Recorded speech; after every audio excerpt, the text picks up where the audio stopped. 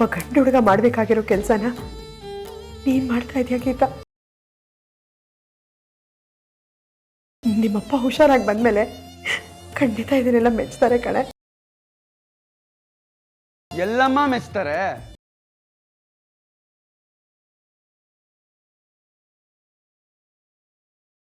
ಯಾಕಪ್ಪ? ಮೆಚ್ಚೋಕೆ ಆ ಮನುಷ್ಯ ಬದುಕಿದ್ರೆ ತಾನೆ.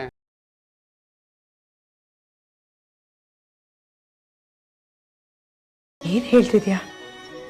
ಯಾರಪ್ಪ ನೀನು? ಹೌದು ತಾಯಿ, ಶ್ರೀನಿವಾಸ್ ಅವ್ರು ತೀರ್ಕೊಂಡು ಸುಮಾರು ಹೊತ್ತಾಗಿದೆ.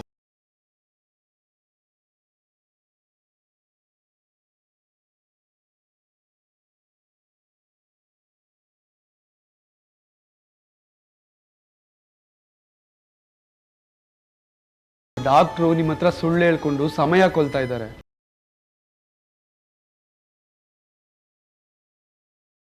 ಹಾಗ್ ಮಾಡ್ತೀವಿ ಹೀಗ್ ಮಾಡ್ತೀವಿ ಅಂತ ಹೇಳಿ ನಿಮ್ಮ ಹತ್ರ ದುಡ್ಡು ಕಿತ್ಕೊಂತಾ ಇದ್ದಾರೆ. ಅವರು ಬರೀ ಮೋಸ ಮಾಡ್ತಾ ಇದ್ದಾರೆ ಮೇಡಮ್ ನಿಮ್ಮ ಹತ್ರ.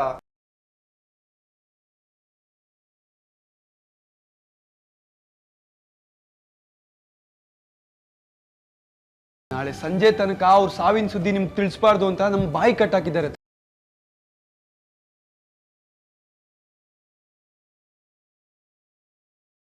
ನಿಮ್ ಗಂಡ ಶ್ರೀನಿವಾಸ್ ಅವ್ರು ಬದುಕಿಲ್ಲಮ್ಮ.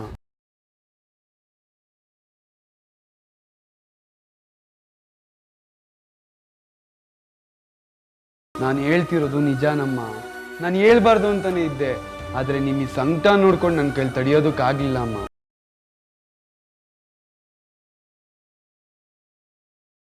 ಹೋದ್ರೆ ನನ್ನ ಕೆಲಸ ಹೋಗುತ್ತೆ, ಹಾಳಾಗಿ ಹೋಗ್ಲಿ, ಆದ್ರೆ ನಾನು ಹೇಳ್ತಿರೋದು ಸತ್ಯನಮ್ಮ. ಒಳಗಡೆ ಶ್ರೀನಿವಾಸ್ ಅವ್ರು ಬದುಕಿಲ್ಲಮ್ಮ.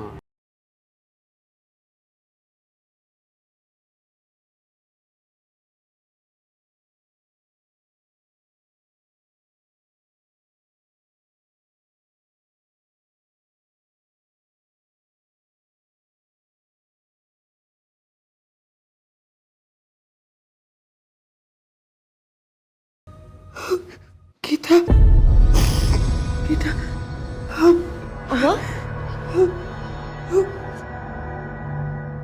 ಇವರೆಲ್ಲ ನಮಗ್ ಮೋಸ ಮಾಡ್ತಿದ್ದಾರೆ ಕಣೆ. ನಿಮ್ಮಪ್ಪಂಗೇನೋ ಆಗಿದೆ ಕಣೆ, ನಿಮ್ಮಪ್ಪಂಗೇನೋ ಆಗಿದೆ.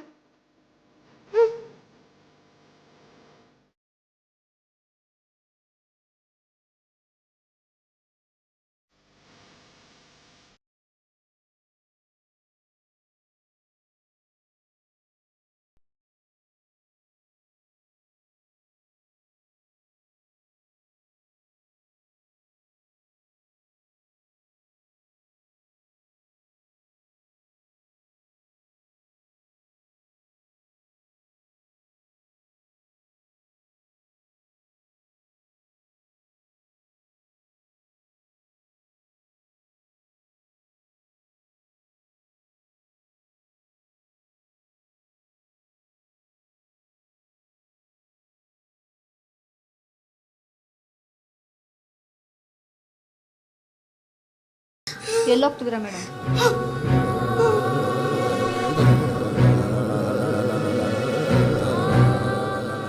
ರೇ ರೇ,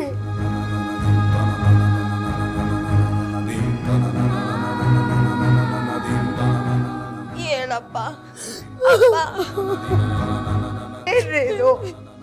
ನಮ್ಮನ್ನ ಯಾಕ್ರೆ ಬಿಟ್ಟು ಹೋದ್ರಿ? ಮಾತಾಡ್ರಿ. ಅಪ್ಪ ಎದ್ದೇಳಪ್ಪ.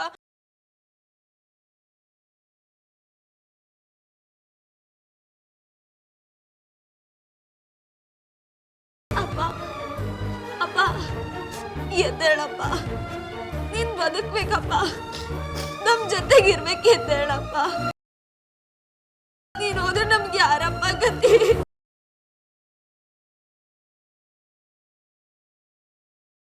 ಒಂದೇ ಒಂದ್ಸಲಿ ಮಾತಾಡಪ್ಪ.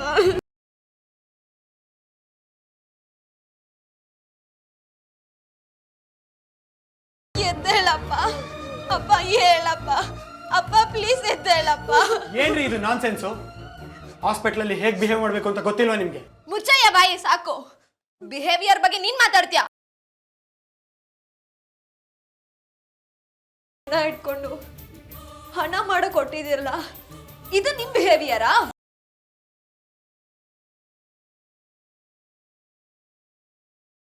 ಏನು? ಏನ ನಿಮಗ್ ಗೊತ್ತಿಲ್ವಾ? ನಮ್ಮಪ್ಪ ಸತ್ತು ಸುಮಾರು ಹೊತ್ತಾದ್ರೂ ಅವ್ರಿಗೆ ಬದುಕ್ಸೋ ಇಂಜೆಕ್ಷನ್ ಕೊಡ್ಬೇಕು, ದುಡ್ಡು ತಗೋಬಾ ಅಂತ ಹೆದರ್ಸಿ ಕಳ್ಸಿದ್ರಲ್ಲ. ನಿಮಗ್ ಮನುಷ್ಯತ್ವ ಇದೆಯೇನ್ರಿ?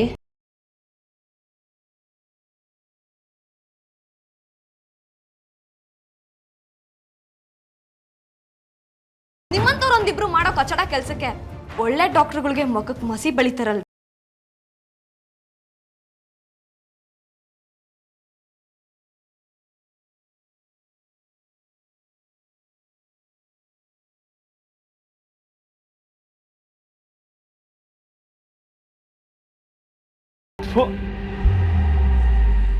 ಯಾಕೆ ಹೋಗುದೆ? ಅಲ್ಲ, ನನ್ನ ವಿಷಯ ಗೊತ್ತಾಗದೆ ಒಂದು ರಾತ್ರಿ ಕೇವಲ ಕೆಲವು ಗಂಟೆಗಳು ನಮ್ಮಮ್ಮನ ಮ್ಯಾನೇಜ್ ಮಾಡೋಕ್ಕಾಗಿಲ್ವಾ ಮಮ್ಮ? ನಾ ಕಾಲು ನಿನ್ನ ಅಮ್ಮ ಕೂಡ ಅದೇ ಡೈಲಾಗ್ ಹೇಳೋದು, ಒಂದು ರಾತ್ರಿ ನನ್ನ ಮಗ ನಿನ್ಗೆ ನಡ್ಕೊಳ್ಳೋಕ್ಕಾಗ, ಒಂದು ಕಡೆಯಿಂದ ಅವಳು ಇನ್ನೊಂದು ಕಡೆಯಿಂದ ನೀವು ನನ್ನ ಡೋಲ್ ಅಂದ್ಕೊಂಡಿದ್ರೇನು ನೀವು? ಏನಾದರೂ ನಾಟಕ ಮಾಡಬೇಕಾಗಿತ್ತು. ಮಾಡಿದೆ ಕಣು, ಗಬ್ಬಿದ್ದು ನಿನ್ನ ಥರನೇ ಮಲ್ಕೊಂಡೆಲ್ಲ ಮಾಡಿದೆ. ಮತ್ತು ಹೆಂಗೆ ಸಿಕ್ಕಾಕೊಂಡೆ? ಏ ಹಾಳಾದ ಶಾಲ್ ಸಿಕ್ಕಾಕ್ಸ್ಬಿಡ್ತು ಕಣು, ಅದು ಬಿಟ್ಟಾಕು. ಅಲ್ಲಿ ಏನು ಪ್ರಾಬ್ಲಮ್ ಆಗಿಲ್ಲ ತಾನೆ? ಆಗುತ್ತೆ. ಆ ಗೀತಾ ಅವ್ರ ಅಪ್ಪನ ಬದುಕ್ಸ್ಕೊಳ್ಳೋಕೆ ಸಾಯ್ತಾ ಇದ್ದಾಳೆ, ದುಡ್ಡು ಅರೇಂಜ್ ಮಾಡೋಕ್ಕೆ ಒದ್ದಾಡ್ತಾ ಇದ್ದಾಳೆ. ಅದೆಲ್ಲ ನೋಡಿ ಮಜಾ ಬಂತು. ಮಜಾ ಬರುತ್ತೆ, ಏನು ಬರ್ರಿ. ಅವಳ ಅಪ್ಪ ಸತ್ತೋಗಿರೋ ವಿಷಯ ಅವಳಿಗೆ ಏನಾದ್ರು ಗೊತ್ತಾಗಿದ್ರೆ ನೀನು ಅಲ್ಲೇ ಹಾಕೊಂಡು ರುಬ್ಬಾಕಿರೋಳು. ಮಮ್ಮ, ವಿಷಯ ಗೊತ್ತಿಲ್ಲದೆ ಸುಮ್ಮನೆ ಮಾತಾಡಬೇಡ. ಅವರಪ್ಪ ಇನ್ನೂ ಸತ್ತಿಲ್ಲ. ವಿಷಯ ಗೊತ್ತಿಲ್ಲದೆ ಎಡವಟ್ಟು ಮಾಡ್ಕೊಳ್ತಿರೋದು ನೀನು. ಅವಳ ಅಪ್ಪ ಆಗಲೇ ಟಿಕೆಟ್ ತಗೊಂಡು ಆಗಿದೆ ಕಣೋ. ಏನು? ಆ ವಿಷಯ ತಂಗಿಮ್ಮನಿಗೂ ಗೊತ್ತು. ವಿಷಯ ಗೀತಾಳ ಕಿವಿಗೆ ಬೀಳಬಾರ್ದು ಅಂತ ಡಾಕ್ಟ್ರಿಗೆ ಫೋನ್ ಮಾಡಿ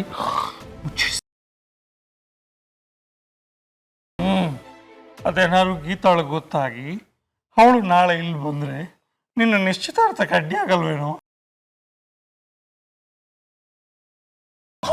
ಬೇಡವಾ?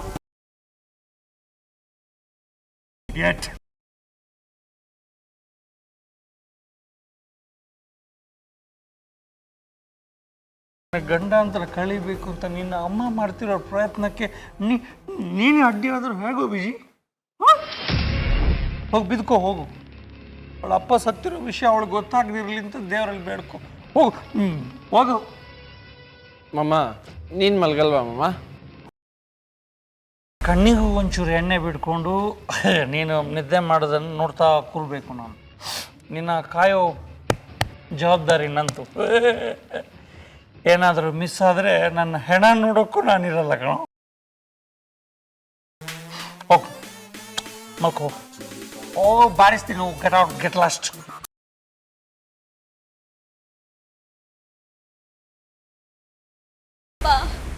ಅಪ್ಪ, ಕೈ ಮುಗಿತೀನಿ, ಒಂದೇ ಒಂದ್ಸಲಿ ಮಾತಾಡಪ್ಪ. ಎದ್ದೇಳಪ್ಪ ಅಪ್ಪ, ಎದ್ದೇಳಪ್ಪ, ಒಂದೇ ಒಂದ್ಸಲಿ ಮಾತಾಡಪ್ಪ. ಇದೆಲ್ಲೇ ಹೇಳ್ತಾರೆ ಗೀತಾ ಅವರು. ನಿಮ್ಗಳ ರಗಳೆ ಮುಖ್ಯ ಅಲ್ಲ, ನಾನು ಸತ್ತೋದ್ರೆ ಸಾಕು, ಅದೇ ನೆಮ್ಮದಿ ಅಂತಿದ್ರಲ್ಲ. ನೋಡೆ ನೋಡೆ ಹೇಗ್ ಮಲಗಿದ್ದಾರೆ ರೀ. ನೀವ್ ಹೀಗ್ ಮಾಡಿದ್ರೆ ನಾವ್ ಹೇಗ್ರಿ ಬದುಕೋದು? ನಿಮ್ಮನ್ನ ನಾನು ಹೇಗ್ರಿ ಬದುಕೋದು?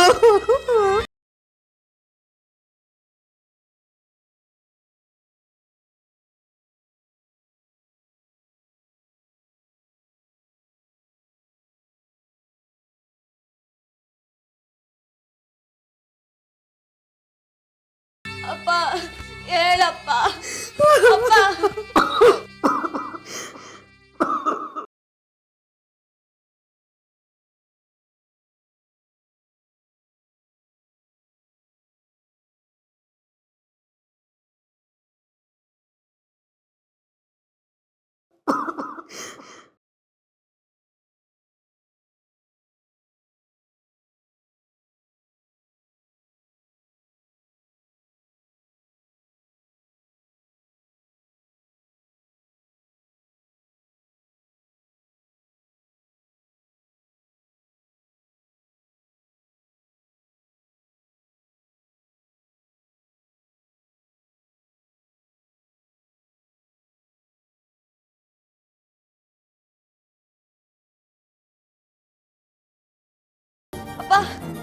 ಅಪ್ಪ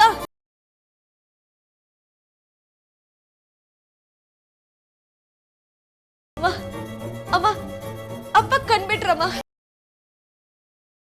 ನಾನು ಹೇಳಿಲ್ವಾ ಅಪ್ಪಂಗೆ ಏನಾಗಲ್ಲ ನೋಡು, ಅಪ್ಪ ಕಣ್ಬಿಟ್ಟಿದ್ದಾರೆ ನೋಡಮ್ಮ. ಸುಶೀಲಾ, ಎದೆಗೆ ಯಾಕೆ ಅಷ್ಟೊಂದು ಜೋರಾಗಿ ಗೊತ್ತಿದ್ದೆ? ತುಂಬ ನೋವಾಗ್ತಿದೆ ಕಣೆ.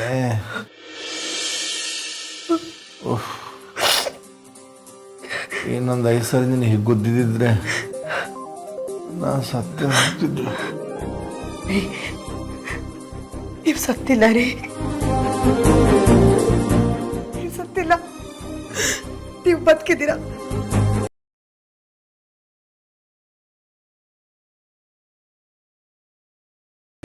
ಗೀತಾ, ಗೀತಾ ನಿಮ್ಮಪ್ಪ ಬದುಕಿದ್ದಾರೆ, ಗೀತಾ ನಿಮ್ಮಪ್ಪ ಬದುಕಿದ್ದಾರೆ ಕಣೆ. ಏನೇ ಸುಶೀಲಾ, ಹಾಗಾದ್ರೆ ನೀನು ಸತ್ತೋಗಿದ್ನ?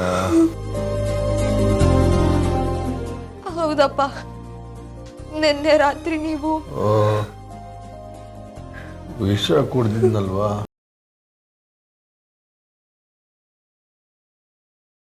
ಮತ್ತೆ ಯಾಕೆ ನನ್ನ ಬದುಕಿಸಿದ್ರಿ?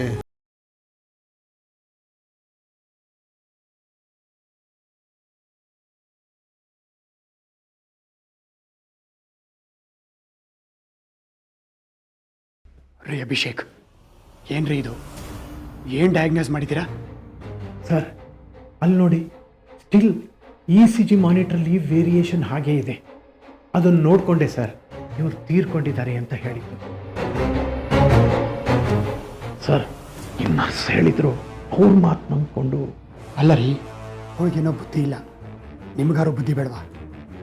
ಮಾನಿಟ್ರ್ ನೋಡ್ಬಿಟ್ಟು ವ್ಯಕ್ತಿ ಬದುಕಿದಾನೋ ಸತ್ತಿದಾನೋ ಅಂತ ಡಿಸೈಡ್ ಮಾಡ್ತಿರಲ್ಲ. ಸಿಂಪಲ್ ಆಗಿ ಪಲ್ಸ್ ಹಿಡಿದು ನೋಡಿದ್ರೆ ಗೊತ್ತಾಗ್ತಿರ್ಲಿಲ್ವಾ? ಸಾರಿ ಡಾಕ್ಟರ್. ಏನ್ರಿ ಸಾರಿ? ಆ ECG ಏನೋ ಪ್ರಾಬ್ಲಮ್ ಇರೋ ಕಾರಣಕ್ಕೆ ಬದುಕಿರೋ ವ್ಯಕ್ತಿನ ಸತ್ತ ಅಂತ ಹೇಳ್ಬಿಟ್ರೆ ಹೇಗ್ರಿ? ಸತ್ಯ, ನಿಮ್ಗೇನೂ ಆಗ್ಲಿಲ್ವಲ್ಲ? ನಾನೆಷ್ಟು ಹೆದರ್ಬಿಟ್ಟಿದ್ದೆ ಗೊತ್ತಾ? ಸತ್ತಿದ್ದೀನಿ ಅಂತ ನೀನು ಹೆದರ್ಕೊಂಡ್ಬಿಟ್ಟಿದ್ದೆ. ಆದರೆ ಈಗ ನಾನು ಬದುಕಿದ್ದೀನಿ ಅಂತ ನನಗೆ ಹೆದರಿಕೆ ಆಗ್ತಿದೆ ಸುಶೀಲಾ. ಈ ಡಾಕ್ಟ್ರು ಏನೋ ಇಂಜೆಕ್ಷನ್ ಕೊಟ್ಟರು, ಒಳ್ಳೆ ನಿದ್ದೆ ಬಂದ್ಬಿಡ್ತು. ನಿದ್ದೆ ಕೂಡ ಒಂಥರ ಸಾವೇ ಸುಶೀಲಾ. ಹೀಗೆ ಎಚ್ಚರ ಆಗ್ಬಿಡ್ತು. ಸಾವು ಕೊಡೋ ಸುಖ ಬದುಕು ಕೊಡಲ್ವಲ್ಲ ಸುಶೀಲಾ?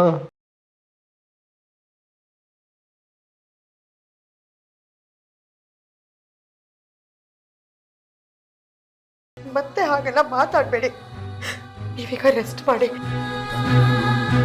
ನಡೆದಿರೋ ಘಟನೆಗಳನ್ನ ನೆನೆಸ್ಕೊಂಡು ತಲೆ ಕೆಡಿಸ್ಕೋಬೇಡಿ ರೀ. ಜೀವನ ಇದ್ರೆ ಅದನ್ನ ರಿಪೇರಿ ಮಾಡಿಕೊಂಡು ಹೇಗೋ ಬದುಕ್ಬಿಡ್ಬೋದು. ಅದೆಲ್ಲ ಬಿಡಿ, ನೀವೀಗ ರೆಸ್ಟ್ ಮಾಡಿ, ರೆಸ್ಟ್ ಮಾಡಿ. ಅಪ್ಪ ಸುಶೀಲಾ, ನಾನು ನೆಮ್ಮದಿಯಾಗಿರ್ಬೇಕು ಅಂದರೆ ನಿನ್ನ ಮಗಳನ್ನ ಮಾತಾಡಬೇಡ ಅಂತ ಹೇಳೆ.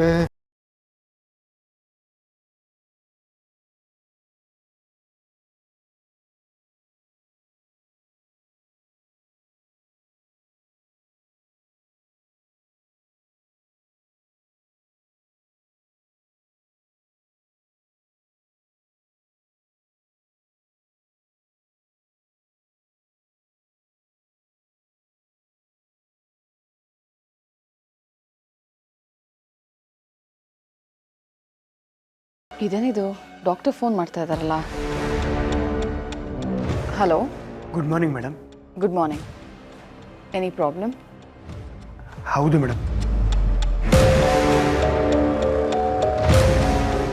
ಏನಾಯಿತು? ಆ ಶ್ರೀನಿವಾಸ್ ಸತ್ತಿದ್ದಾರೆ ಅನ್ನೋ ವಿಷಯ ಅವ್ರ ಮನೆಯವ್ರಿಗೆ ಗೊತ್ತಾಗ್ಬಿಡ್ತಾ? ಹಾಂ madam.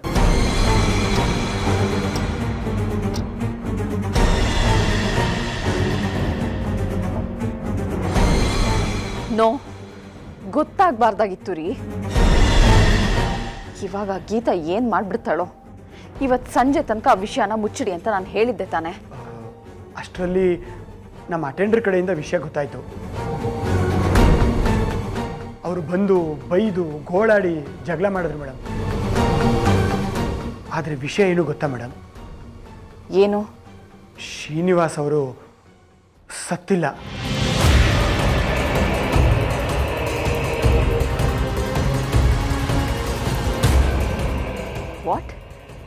What nonsense are you talking? ಮತ್ತು ಅವ್ರು ಸತ್ತಿದ್ದಾರೆ ಅಂತ ಹೇಗ್ರಿ ಹೇಳಿದ್ರಿ ನೀವು ನನಗೆ? ಮೇಡಮ್, ಅದು ನಮ್ಮ ಜೂನಿಯರ್ ಡಾಕ್ಟರ್ ಮಾಡಿದ್ದು ಎಡವಟ್ಟು.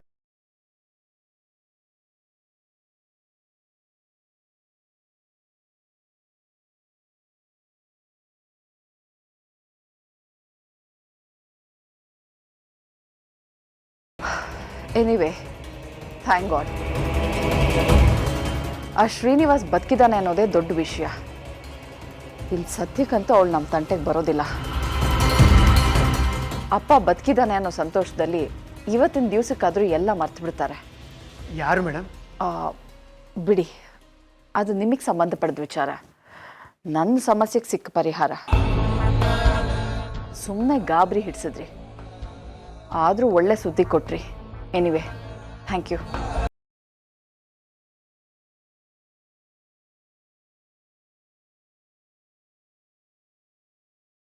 ಗೀತಾ, ಇವತ್ತು ಸಂಜೆ ನಿಶ್ಚಿತಾರ್ಥದ ಹೆಸರಲ್ಲಿ ನನ್ನ ಮಗನ ಮದುವೆ ರಾಯಚೂರಿನ ಹುಡುಗಿ ಜೊತೆ ನಡೆಯುತ್ತೆ. ಅಲ್ಲಿಗೆ ಎಲ್ಲಾನು ಮುಗಿಯುತ್ತೆ. ಅಲ್ಲಿ ತನಕ ನೀನು ನಿಮ್ಮಪ್ಪ ಬದುಕಿದ ಖುಷಿಲಿ ಸಂತೋಷವಾಗಿರು.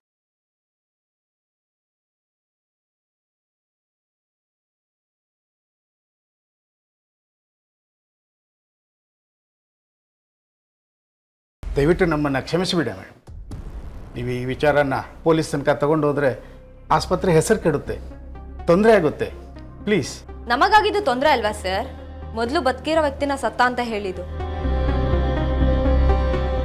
ಎರಡನೇದು, ಆ ಸಾವನ್ನ ನಮ್ಮಿಂದ ಮುಚ್ಚಿಟ್ಟಿದ್ದು. ಮೂರನೇದು, ಮತ್ತೆ ಮಾಡಲೇಬಾರ್ದಾಗಿತ್ತು. ಸತ್ತವ್ರನ್ನ ಬದುಕಿಸ್ತೀನಿ ಅಂತ ಹೇಳಿ ರಾತ್ರಿ ದುಡ್ಡು ಕೇಳಿದ್ದು. ಅದಕ್ಕೆ ನಾವು ಒದ್ದಾಡಿದ್ದು. ಕಂಡ್ಕೊಂಡವ್ರ ಮನೆ ಬಾಗಿಲು ತಟ್ಟಿ ಅದನ್ನು ಹೊಂದಿಸ್ಕೊಂಡು ಬಂದು ನಾವು ಕಟ್ಟಿದ್ದು.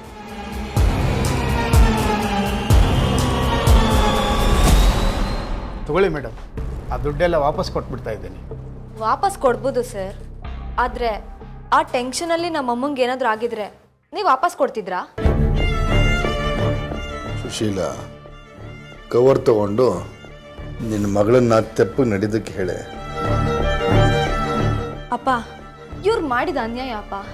ನೋವು ಗೊತ್ತಿದ್ರು ಅದನ್ನ ಎನ್ಕ್ಯಾಶ್ ಮಾಡಕ್ ಹೊಟ್ರು ನೀಚ್ರಪ್ಪ.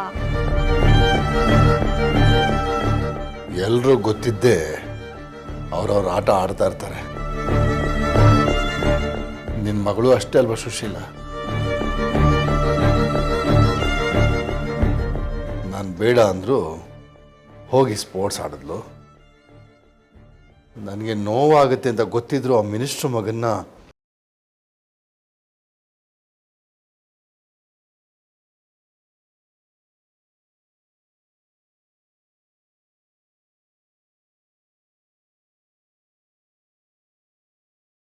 ಶೀಲಾ, ನನಗೆ ಟೆನ್ಷನ್ ಜಾಸ್ತಿ ಆಗ್ತಿದೆ. ನಡಿ ಹೋಗೋಣ. ಏನಾದರೂ ಆಗಲಿ ಸರ್, ಇಂಥ ನೀಚ್ ಕೆಲಸ ಮಾಡಿರೋ ಇಬ್ರು ಡಾಕ್ಟರ್ಗಳಿಗೆ ಶಿಕ್ಷೆ ಇಲ್ವಾ ಸರ್? ಖಂಡಿತ ಇದೆ ಅಮ್ಮ. ಈ ಕ್ಷಣವೇ ಇವರನ್ನ ಕೆಲಸದಿಂದ ಕಿತ್ತಾಕಿಸ್ತಾ ಇದ್ದೇನೆ.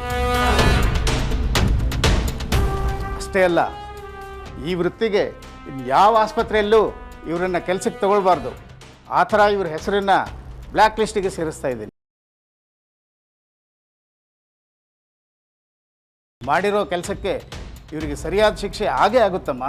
You don't worry, I will take care. ಸಮಾಜಘಾತಕರಿಗೆ, ಪ್ರೊಫೆಷ್ನಲ್ ದ್ರೋಹಿಗಳಿಗೆ ಸರಿಯಾದ ಶಿಕ್ಷೆ ಕೊಡಿಸೋದು ನನ್ನ ಜವಾಬ್ದಾರಿ ನಮ್ಮ. I will definitely do it.